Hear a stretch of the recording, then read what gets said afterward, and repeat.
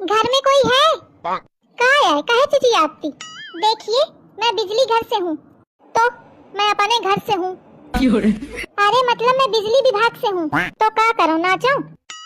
नाचिए नहीं, पैसे दीजिए। कौनी बात के? बिजली यूज करती है ना? अरे यूज कहाँ, छुआ थी तो करंट मार दे थी। तो का औखा यूज करी हूँ मैं? अरे पंखा तो चलाती है ना? अरे डुगडुगात तनी के चलत न रहा तो खेतवा में फेंक आई हूँ। अरे कुछ तो चलाती होंगी तभी तो बिल आया है। तुम पंचा यूज करन दिया तब तो दिन भर बोर्ड में बैठ के लुप दुप करा करत हिया। वो सब मेरे ऊपर वाले करते हैं। कहाँ देखो? अरे मतलब मेरे सीनियर जो हैं वो करते हैं। हाँ तो इनका भेजे सु, ये सब मुझे नहीं पता, चुपचाप बिल दीजिए। चुप्पा चाहिए नहीं, जाऊं थपड़ा दे की धरती पकड़ ले। हाँ